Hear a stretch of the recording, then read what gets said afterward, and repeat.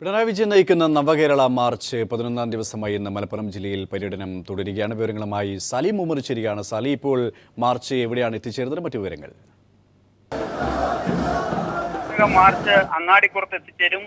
രാവിലെ കോട്ടക്കൽ മണ്ഡലത്തിന്റെ ഭാഗമായ വളാഞ്ചേരിയിൽ നിന്നായിരുന്നു ജില്ലയിലെ 3ാം ദിന പര്യടനം ആരംഭിച്ചത്.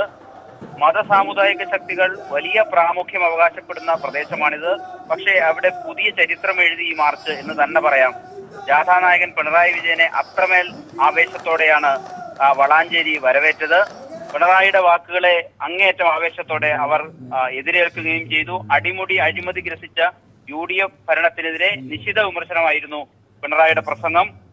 ഞങ്ങളുടെ കൂട്ടത്തിൽ ബാബുമാരും KM മാണിമാരുമില്ലെന്ന പിണറായിയുടെ വാക്കുകൾ നിറഞ്ഞ ആവേശത്തോടെ ഹർഷാരവത്തോടെയാണ് ആ സദസ്സ് വരവേറ്റത്.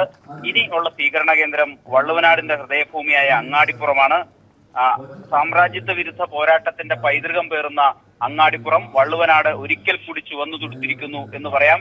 ഇതിനകം തന്നെ യോഗം ആരംഭിച്ചിട്ടുണ്ട്. ജാഥയിലെ സ്ഥിരാംഗങ്ങൾ സംസാരിച്ചുകൊണ്ടിരിക്കുന്നു. അല്പസമയത്തിനകം ജാഥ ക്യാപ്റ്റൻ പിണറായി വേദിയിലെത്തും.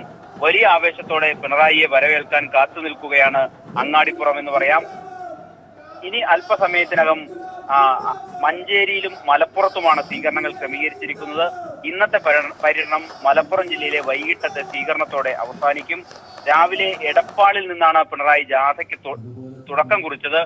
അവിടെ ആ പ്രദേശത്തെ പൗരപ്രമുഖരുമായി പിണറായി കൂടിക്കാഴ്ച നടത്തിയിരുന്നു. KP രാമനുണ്ണി തുടങ്ങി സമൂഹത്തിന്റെ വിവിധ മേഖലകളിൽ പ്രവർത്തിക്കുന്ന പ്രമുഖരുമായി ആശയവിനിമയം നടത്തിയിരുന്നു. പിണറായിയും CPIM ഇടതുപക്ഷവും നടത്തുന്ന അഴിമതി വിരുദ്ധമായ മതനിരപേക്ഷതയ്ക്ക് വേണ്ടിയുള്ള ഈ സമരത്തിന് അവർ ഐക്യദാർഢ്യം പ്രഖ്യാപിക്കുകയും ചെയ്തു. തുടർന്ന് പിണറായി തവനൂർ സർക്കാർ വൃദ്ധ അനാഥ വ്യക്തമാണ്. സമയപരിമിതി കൊണ്ട് ഇടപെടുകയാണ്. പിണറായി വിജയൻ നയിക്കുന്ന നവകേരള മാർച്ച് ഇപ്പോൾ മലപ്പുറം ജില്ലയിൽ പര്യടനം തുടരുകയാണ്. സാലിയാണ് വിശദാംശങ്ങൾ നൽകിയത്.